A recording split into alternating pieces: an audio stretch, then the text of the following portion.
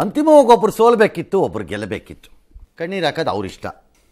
ಹೌದು, ಬೇಕಿದ್ದವರು ಅವ್ರು ಕಣ್ಣೀರು ಹಾಕಿದ್ರು ಒಪ್ಕೋತಾರೆ, ಇಲ್ಲಿದ್ದವರು ಒಪ್ಕೊಳ್ಳಲ್ಲ. ಎಷ್ಟು ಅಚ್ಚುಕಟ್ಟಾಗಿ ಮಾಡಬಹುದು ಅಷ್ಟು ಅಚ್ಚುಕಟ್ಟಾಗಿ ಮಾಡಿದ್ದಾರೆ. ಇಷ್ಟರ ಮೇಲೆ ಒಬ್ಬರಿಗೆ ಗೆಲುವು ಬಂತು, ಒಬ್ಬರಿಗೆ ಸೋಲು ಬಂತಷ್ಟೇ. ನನ್ನ ಪ್ರಕಾರ ಇಬ್ಬರು ಗೆದ್ದಂಗೆ ಇತ್ತಲ್ಲಿ ನನ್ನ ಲೆಕ್ಕಾಚಾರದಲ್ಲಿ. ಭಾಳಸರಿ ಎಮೋಷ್ನಲ್ ಆಗ್ತಾರೆ ಕೆಲವು ವಿಚಾರದಲ್ಲಿ. ಹೌದು. You call it as wrong. No, I don't call it as wrong. Wrong ಯಾಕೆ ಆಗ್ಬೇಕದು? ಇಲ್ಲ, ಯಾವಾಗಲೂ ಹಂಗೇನೆ, ಸೋತಾಗ ಹಿಂಗೆ ಅಂತೀವಿ, ಗೆದ್ದಾಗ ಹಂಗೆ ಅಂತೀವಿ, ಕಾಲೆಳೆಯೋರು ಇರ್ತಾರೆ ಅಷ್ಟೇ.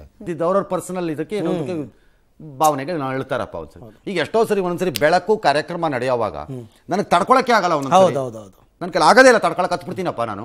ಕಣ್ಣ ನೀರು ಬಂದ್ಬಿಡ್ತೀನಿ. ಎಷ್ಟೋ ಕಷ್ಟಪಟ್ಕೊಂಡು ಹಂಗೆ ಅನ್ಕೊಂಡು ಹಿಂಗೆ ಅನ್ಕೊಂಡು ಕ್ಯಾಮ್ರಾಮನ್ನ ಗುರ್ಗುರ್ ಅಂತ ನೋಡ್ಕೊಂಡು ತಿರ್ಗಿಸ್ಕ ಆ ಕಡೆಗೆ ಅಂತೇಳಿ ಏನೋ ಮಾಡ್ತೀವಿ ಅಡ್ಜಸ್ಟ್ಮೆಂಟ್. ನಾನು ಏನು ಮಾಡೋದು ನಾನು ಅಂತ ಎಲ್ಲ ನೋಡ್ತಾರಲ್ಲ ಇನ್ನು ಅಂತ.